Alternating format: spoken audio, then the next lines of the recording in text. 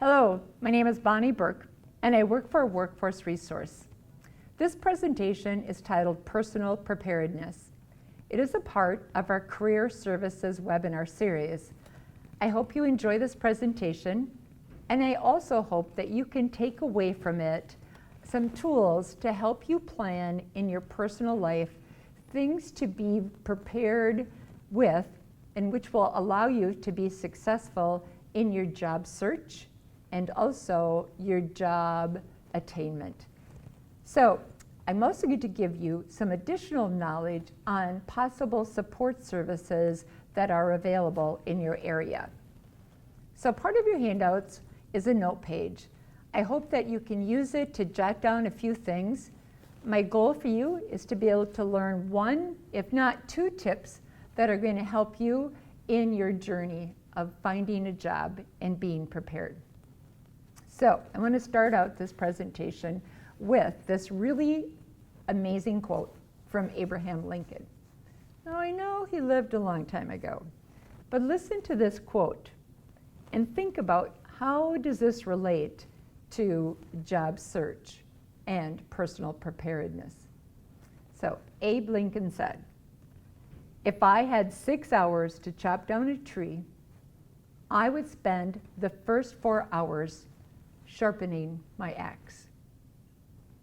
So what do you think? How does that relate to job search and job retainment once you do get that job? I believe how it relates is that we need to take time in our lives to making sure that we are ready with childcare, with housing, with transportation, with all of our personal lives. If we are prepared and have a plan in place, we are more likely to be successful in our job search, and then once we get that job, to keeping that job. So what is personal preparedness?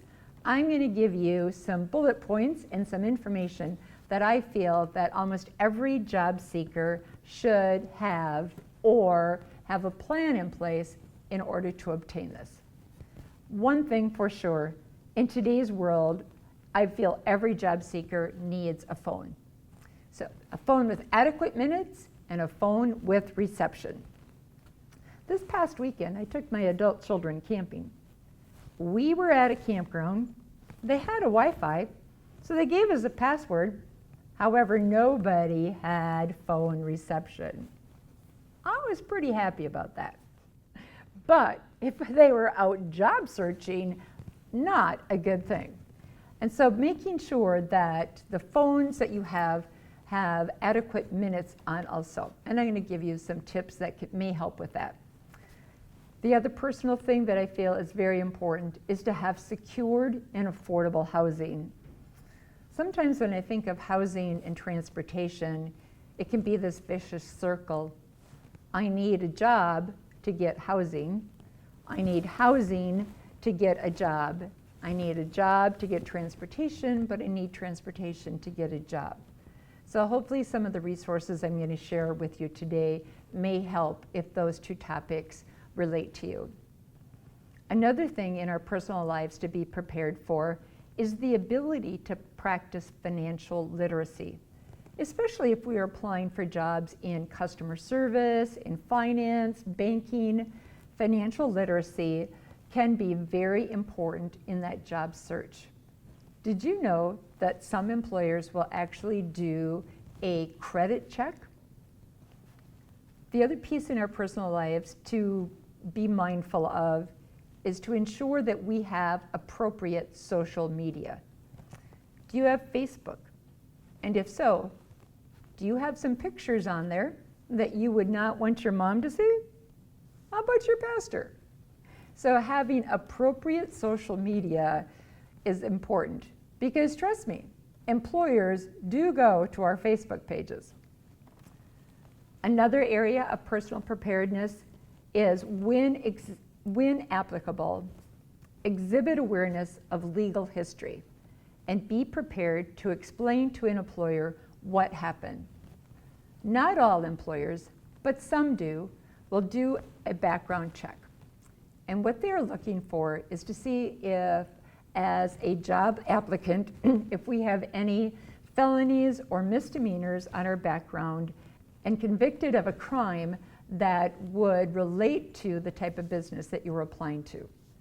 For an example, if a person would have a theft on their criminal background, an employer who owns a retail store may not be able to hire you. So, a few more other areas of preparedness. Do you have adequate transportation or a backup plan? If not, do you live in a city that has a bus service? Do you have appropriate clothes for work and adequate hygiene?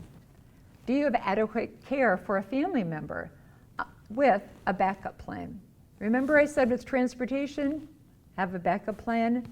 Childcare, have a backup plan.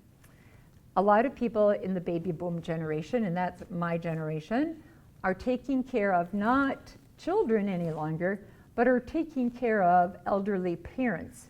And so if that is your situation, to work, having a plan in place for who is going to be checking in on your parents. Do you need to have an adult daycare sitter? Another piece that I feel is so important in our personal preparedness is having a resume that we are comfortable and confident with. Having a list of professional references and having the knowledge with some practice of interviewing.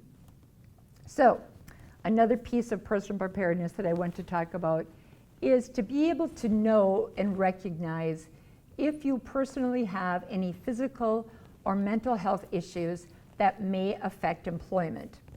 And then if so, to be able to take steps to lessen that impact.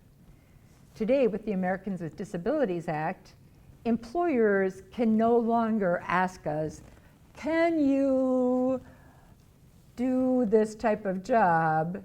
And have you ever had back surgery? How about your wrist? Have you ever had carpal tunnel surgery? Well, employers legally cannot ask that question.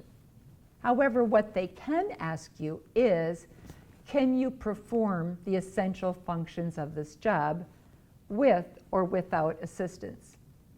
And so if your answer is no, be prepared to talk to them about what assistance that you may need, or no, I really understand that physically this is not the right job for me, and then move on. Another piece that we've talked about in our customer service class is exhibit a positive attitude along with a positive self-esteem. Personal preparedness, to me, really came alive and meaningful when I watched this presentation from Amy Purdy. Amy is doing this presentation on a platform called TED Talks. I love TED Talks. And sometimes I almost think that when I'm doing research for a presentation, they seem to always be my go-to. I found such motivational speakers, such educational speakers. In Amy's presentation, I'm going to show you the first half now, and I'll show you the last half later on. She talks about becoming the author of our life book. Pretty powerful stuff, right? But in reality, we are our own author of our life book. So how do you want your story to go? I'm going to let you listen to Amy's story, because her story could have been very tragic had she not emotionally turned her story around. So I'll let you listen to Amy. I hope you enjoy her presentation. If your life were a book and you were the author, how would you want your story to go? That's the question that changed my life forever. Growing up in the hot Las Vegas desert, all I wanted was to be free. I would daydream about traveling the world, living in a place where it snowed, and I would picture all of the stories that I would go on to tell. At the age of 19, the day after I graduated high school, I moved to a place where it snowed, and I became a massage therapist. With this job, all I needed were my hands and my massage table by my side, and I could go anywhere. For the first time in my life, I felt free, independent, and completely in control of my life. That is, until my life took a detour. I went home from work early one day with what I thought was the flu, and less than 24 hours later, I was in the hospital on life support with less than a 2% chance of living. It wasn't until days later, as I lay in a coma, that the doctors diagnosed me with bacterial meningitis, a vaccine-preventable blood infection.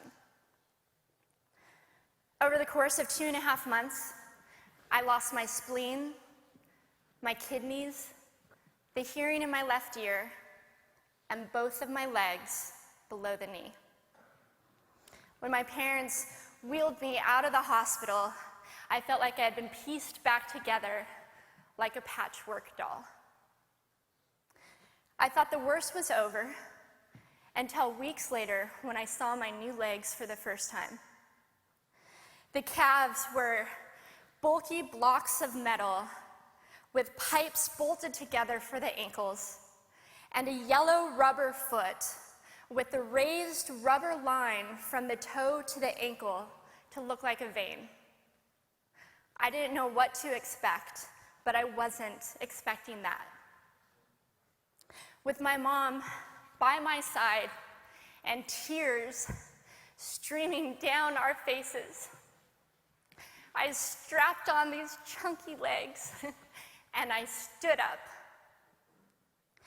They were so painful and so confining that all I could think was, how am I ever going to travel the world in these things? How was I ever going to live the life full of adventure and stories as I always wanted? And how was I going to snowboard again? That day, I went home, I crawled into bed, and this is what my life looked like for the next few months. Me passed out, escaping from reality, with my legs resting by my side. I was absolutely, physically, and emotionally broken. But I knew that in order to move forward, I had to let go of the old Amy and learn to embrace the new Amy. And that is when it dawned on me that I didn't have to be 5'5" anymore. I could be as tall as I wanted.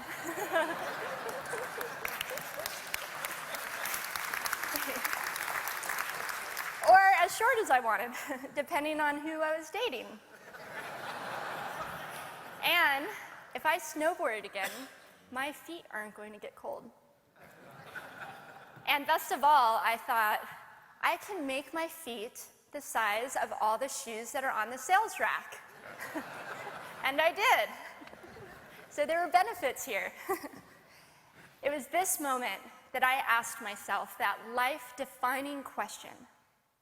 If my life were a book and I were the author, how would I want this story to go?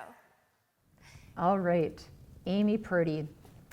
Remember what she said, that if you were an author, how would you want your life book to go?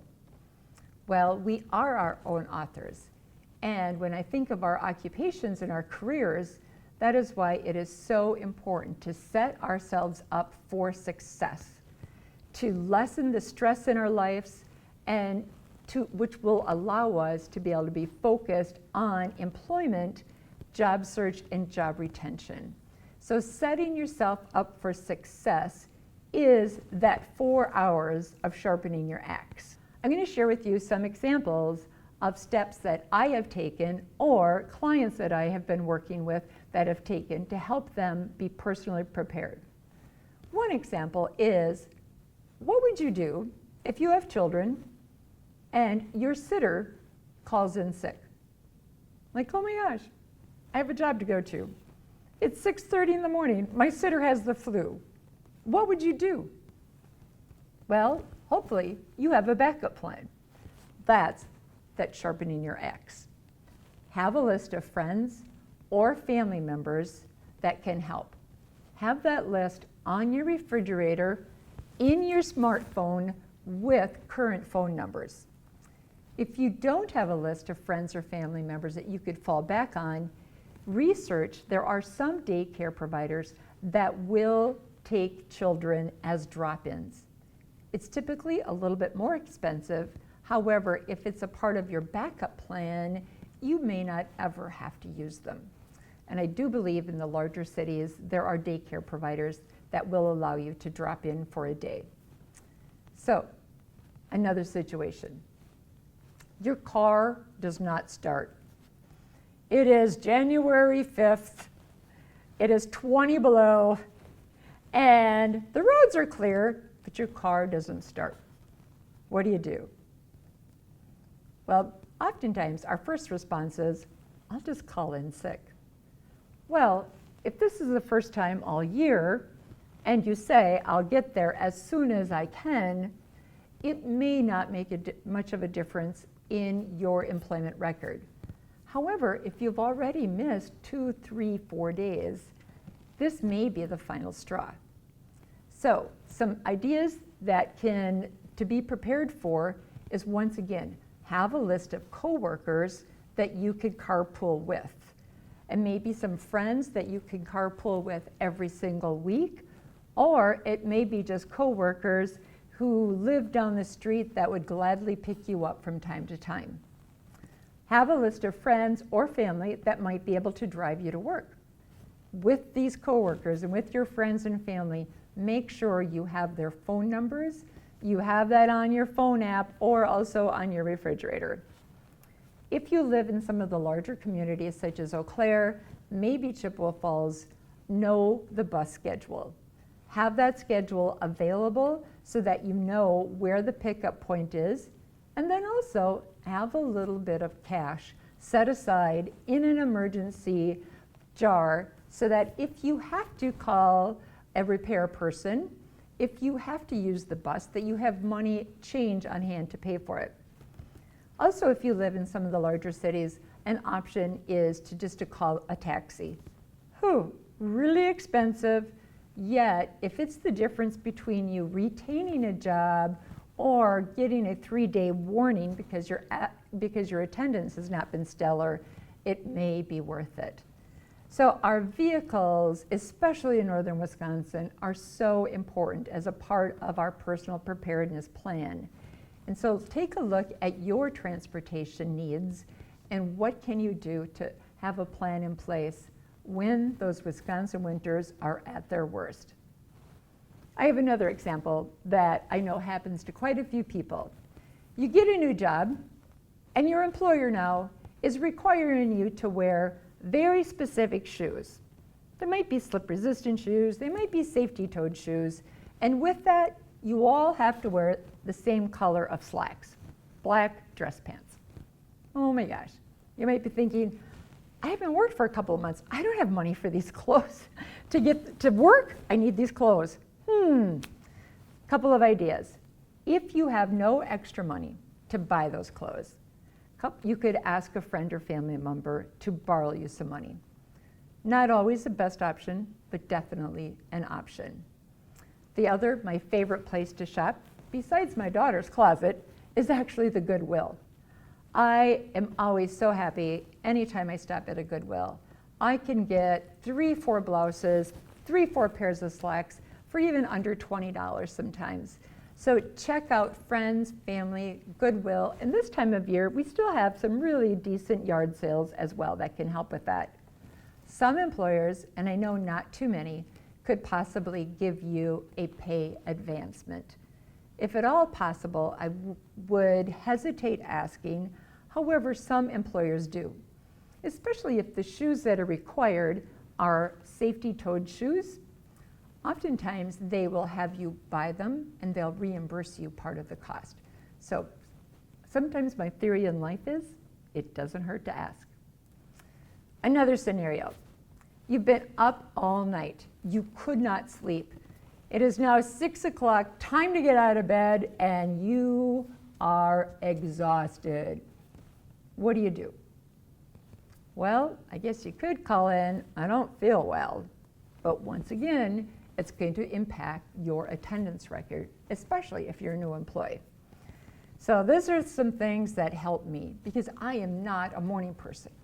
I don't have difficulty getting out of bed, but I do have difficulty waking up and functioning.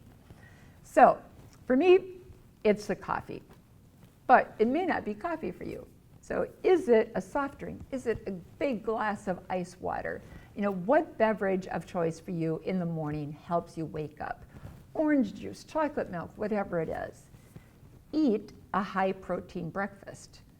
Oftentimes people are not hungry in the morning, but sometimes that breakfast is the fuel that your body needs to kick into that energy mode to allow you to work. Sometimes for breakfast, I'll have a tablespoonful of peanut butter, a glass of milk, and an apple on the way. It's enough to get my body going because think about it. If you haven't eaten since dinner, or some people call it supper, chances are you're about 12 hours, or your body has been without nutrition for about 12 hours. You need that fuel. Another tip that helps me is take a shower. If I've overslept, I usually don't have time. However, try to hop in that shower just for a couple of minutes, just enough to wake up. And if it's safe to do so, just go to work. Because most of the time, once we get to work, the activity of our jobs wakes us up. It keeps us going for the rest of the day. As typical adults, oftentimes insomnia is a part of our lives. It can be children that are up in the middle of the night crying. It can be noisy neighbors. It can be maybe you've spent way too much time on Facebook and that computer light is keeping you awake. Well, know what works best for you to get enough rest for you to be at your best that day. And the other piece that you probably could do is, if your employer allows this, can you trade shifts? And can you have someone else work for you if you fill in their shifts? Sometimes that might be an option. Okay, I have another scenario. You see a job in the help wanted ads that you really, really want. Yet the deadline to submit your resume is today. You can't find your resume. You start to panic. You know you've got it someplace. What do? The deadline is today. Well, this is some tips that some of my clients have given me. One of them said they always keep their resume in a portfolio, copies of it in their car. I was like, wow, that's pretty smart. So the portfolio is nothing fancy. It's something they probably picked up at one of the big stores for $10, but they have copies of their resume in there. Another one of my students said they always keep copies of their resumes on a flash drive. That flash drive they can keep in their purse. If they're a woman, they can keep it in their pants, or they could keep it in their man purse. That'd be kind of a cool thing. So keeping that resume available, either digitally or in a hard copy, all the time when you're job searching. Another person said that they save it, they send it to themselves as an email attachment. I was like, wow. So they can go to a library, they can go to the job center, bring up their email, and print off their resume. I thought that was a really good tip. Good job. I have another scenario, something that might help you prepare for work. You have a job interview tomorrow, and you feel miserable. Your allergies have flared up. You feel like death warmed over. You can't talk, your eyes are watery. What do? Ever happened to you? I know spring can be pretty tough on people in Wisconsin. Well, when we're job searching, if at all possible, is there a medication that over the counter or that a doctor can prescribe during that allergy season? If not, take a look at, if it is the worst case scenario and you are extremely ill, you can call that employer and you can ask to reschedule that interview. Yet don't just choose not to go. Employers will understand. But best case scenario is trying to take care of your health, trying to prevent those flare-ups the best as you can before that outbreak would happen. Allergies, cold season, flu season is probably going to be starting quite soon, the cold and flu season. So take care of yourselves physically, so hopefully this doesn't happen. Okay, so I have an assessment for you. One of your handouts is titled Personal Job Readiness Assessment. I want you to take a few minutes now and complete this assessment. Some of the key areas that I want you to consider that are in this assessment are your personal transportation, your housing, childcare, and where are you at having a resume and skills for an application and interview. I'll give you a few minutes now to work on that.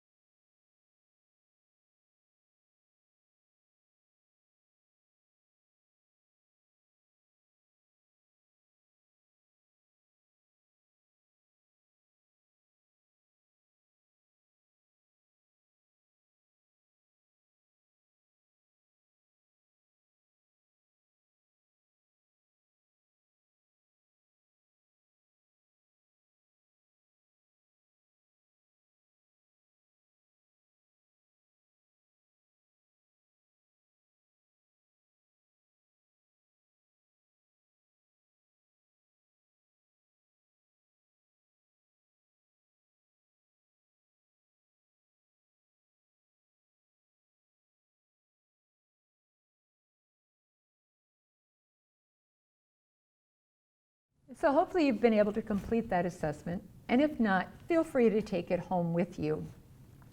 Because from that assessment, I want to be able to share with you some resources and services that may help you meet some of those personal needs.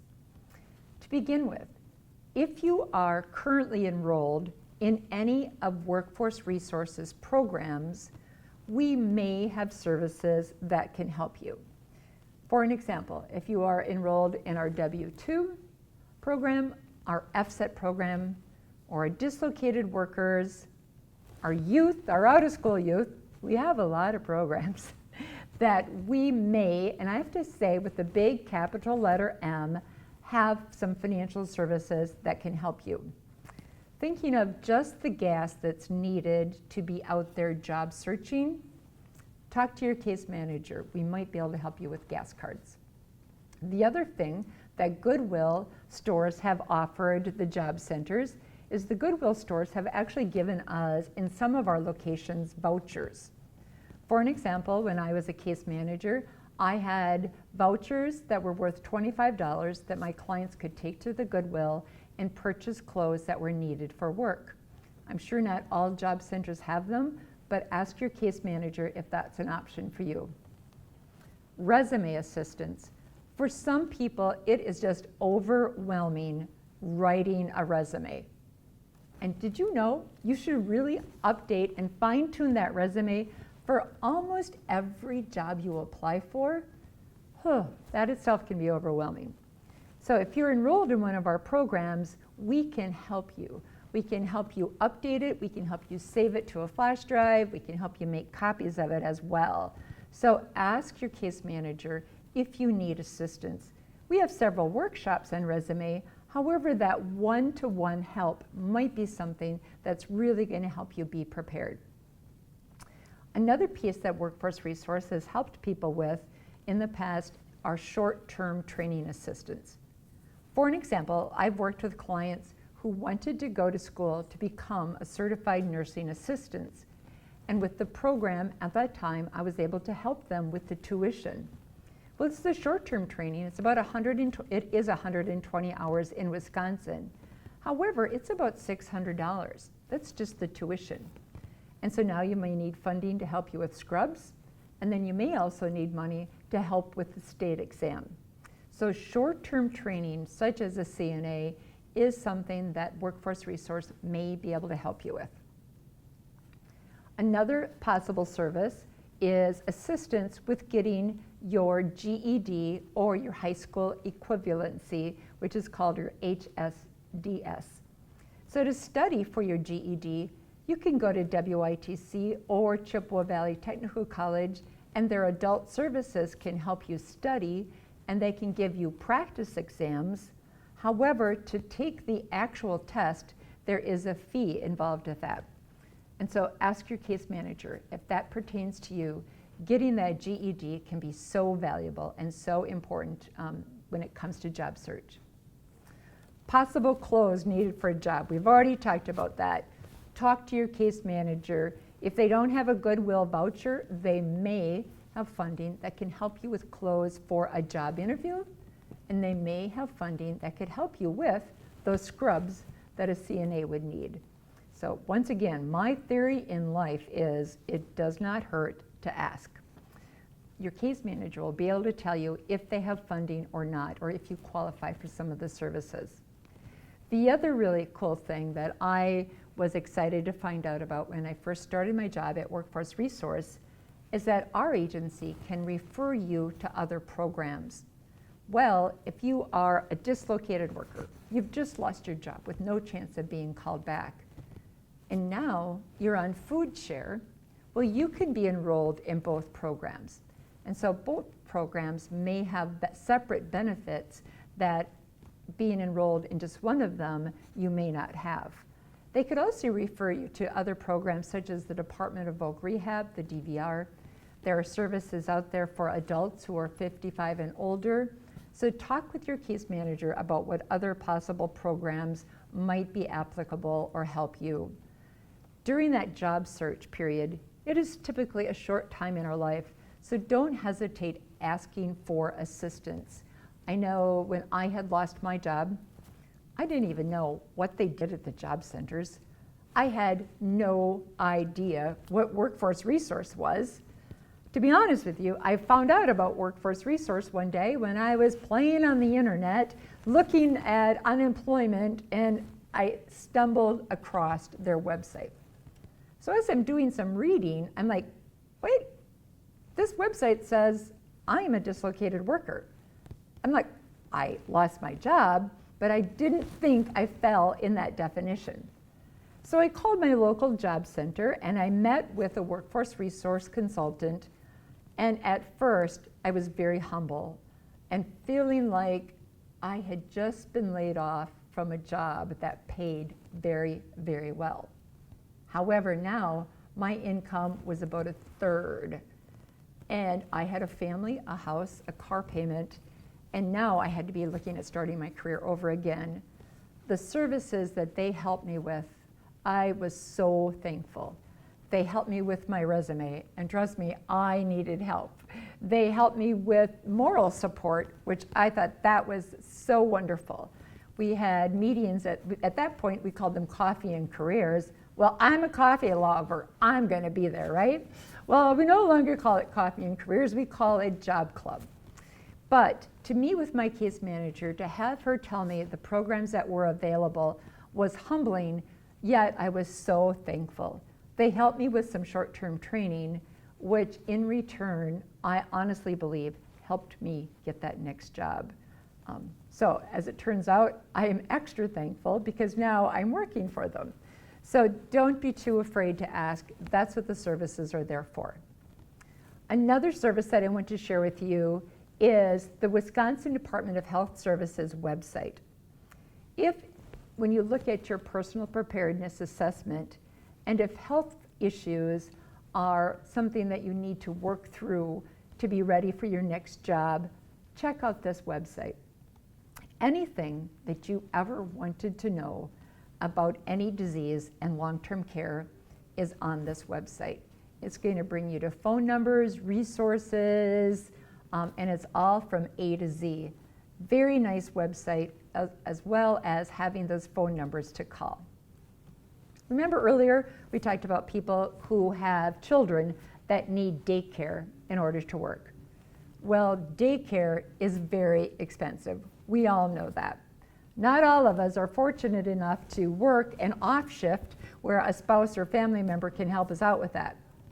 So I want to share with you a website that will tell you about a program called Wisconsin Shares Child Care Subsidy Program. So if you are enrolled in a program such as W-2, this program called Wisconsin Shares may be able to help you, and it's designed to assist low-income families to pay for child care services if needed for employment. Huge burden relieved for a lot of parents. And so check out this website. It's called dcf.wisconsin.gov, Wisconsin Department of Children and Families.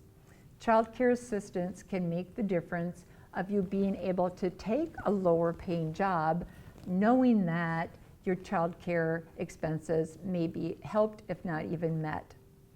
So, child care, good resource. Check that website out.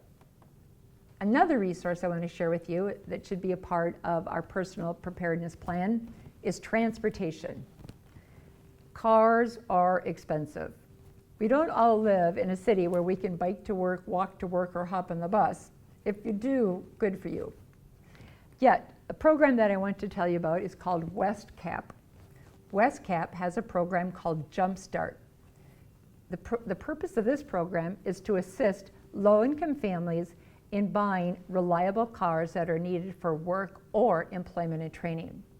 So with WestCap's Jumpstart program, however, you do have to be financially able to make car payments. And also, it only serves the Barron County, Chippewa, Dunn, Pepin, Pierce, Polk, and St. Croix counties. So it doesn't serve all of the counties in northwest Wisconsin. And it also is dependent on their funding as well. Yet if you do need assistance with transportation, give WestCap a call and ask them about their Jumpstart program. Another possible transportation assistant that I wanted to mention today, it's actually called the Job Access Loan. I had not heard of that Job Access Loan until I started working for Workforce Resource. A Job Access Loan, or JAL, is a short-term, no-interest loan to help people with immediate expenses that are related to getting or keeping a job. So to apply for this loan, you have to first visit your local W-2 agency or your W-2 case manager and complete an application. So check with your case manager if you need transportation, because the Job Access Loan may just be that short-term loan that can get you that vehicle to get you to work. I wanted to share with you also another resource that, once again, I had never heard of until I started working for Workforce Resource. Almost every county in northwest Wisconsin has a resource center called the Aging and Disability Resource Center, or ADRC. They offer so many services. However, these services are not just for the aging and disabled. So I'm going to show you some websites and you can take a look at these services. They have phone numbers, they have emails, they have contact people's names. Every time I've looked at one of these guidebooks, they've been updated in 2015. So it's very current information. You can find resources from the ADRC that can help with even breaks for caregivers. Once again, remember I said a lot of baby boomers are taking care of elderly parents. You can find resources that can help with mental health, with alcoholism or drug abuse. You can find resources that have to do with just normal health and wellness issues as well. The index or the beginning of those resource books, I had no idea that there were so many services that were out there and available for us. So the first one I'm going to pull up, and I'm not going to pull up each county's, but I want you to take a look at what is offered in Barron, Rusk, and Washburn. So those 3 counties have joined together to create one ADRC. So take a look at this website and look at all the resources that are available in those counties. Barron County also has an Economic Support Services website, another good website to check out to help explore or help sharpen your axe to find out what services that might be helpful for you. So if you live in any of the other counties that Workforce Resource serves, such as Polk and Burnett, Chippewa or Eau Claire, remember that each of those counties also have an ADRC resource directory. Another tip that I want to share with everyone is the Great Rivers 211. Well, most of us have heard of 911, right? Well, there is a resource out there called Great Rivers 211. It's an online directory, basically a database of community services. So it covers Chippewa, Eau Claire, Dunn, and many other counties. Definitely check out this website. I encourage you to look at some of the websites for the ADRC for your county. When I wanted a paper copy of the ADRC's handbook, I knew it was quite long. However, I called them and they mailed it to me. If you live within the area, you can stop by and ask for a copy also. Some of the local job centers may have copies of this as well. So, Douglas County, Ashland County, Bayfield, Pierce, Sawyer, all the counties that Workforce Resource serves have ADRC resources. So the next step that I would like everyone to do is in writing, I have a handout for you, and it's called your Personal Preparedness Plan. So get out your personal assessment that you completed earlier, and I would like you to look at the items on that assessment that you marked no, or look at the areas that you marked yes with assistance. So with those items, I would like you to, on your personal preparedness plan, start writing out what help that you need to meet those needs. Take a look at the ADRC, what they have to offer, Workforce Resource, WestCap with their Jumpstart program, and maybe at this point you're still not quite sure what resources can help you, so you don't need to finish that assessment today. Yet I encourage you to take it home, and then also the next time you meet with a case manager, go over what some of your needs are with them as well. So your personal plan, going back to Abraham Lincoln's quote, that's what we're doing, we're sharpening your axe. So some people aren't as lineal as that traditional plan. Some people are pretty creative. And so one of the handouts that I have for you today is actually called a mind map. So when you look at this slide, you can see that a mind map is kind of fun, it's colorful, and it can be another form of a tool to use to make your plan. So if you're an artsy person, if you're kind of creative and you like to doodle, use the handout that talks about how to mind map. In the middle of your mind map, I know the slide says job interview, but in the middle of your mind map, you could put employment search or personal plan. And from that, you can develop your plan and your goal. So, prioritize. What are the top 3 things that you need to do to be prepared for your next job? Everyone is going to be different. So as you're thinking about that and writing on your plan, I want you to watch the last half of Amy Purdy's story. Remember, she's the author of a few books. She is going to talk to you about her victories of winning an Olympic downhill snowboard champion without legs. Amazing story. Amy suffered from Great Depression after having her legs removed. However, her inner strength, her attitude, it took a while. She had a few pajama days, if you know what I mean, a few days when it was really hard to get out of bed, yet she did it. So I'm going to let Amy tell you the rest of her story, how she did it, and also what she did. And I began to daydream. I daydreamed like I did as a little girl. And I imagined myself walking gracefully, helping other people through my journey, and snowboarding again. And I didn't just see myself carving down a mountain of powder. I could actually feel it. I could feel the wind against my face and the beat of my racing heart as if it were happening in that very moment. And that is when a new chapter in my life began. 4 months later, I was back up on a snowboard. Although things didn't go quite as expected, my knees and my ankles wouldn't bend, and at one point, I traumatized all the skiers on the chairlift when I fell, and my legs, still attached to my snowboard,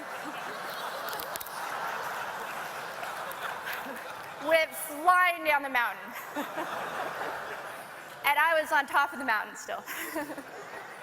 I was so shocked. I was just as shocked as everybody else, and I was so discouraged, but I knew that if I could find the right pair of feet, that I would be able to do this again.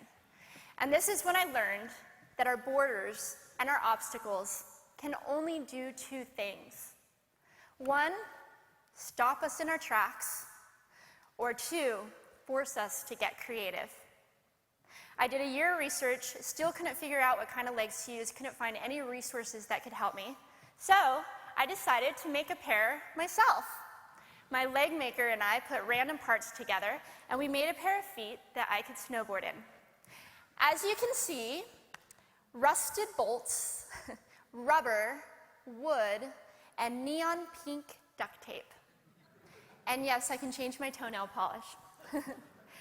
It was these legs and the best 21st birthday gift I could ever receive, a new kidney from my dad, that allowed me to follow my dreams again. I started snowboarding, then I went back to work, then I went back to school. Then in 2005, I co-founded a nonprofit organization for youth and young adults with physical disabilities so they could get involved with action sports. From there, I had the opportunity to go to South Africa, where I helped to put shoes on thousands of children's feet so they could attend school.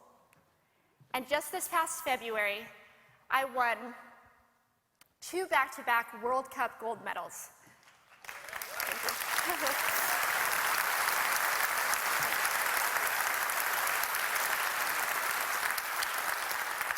Which made me the highest-ranked adaptive female snowboarder in the world.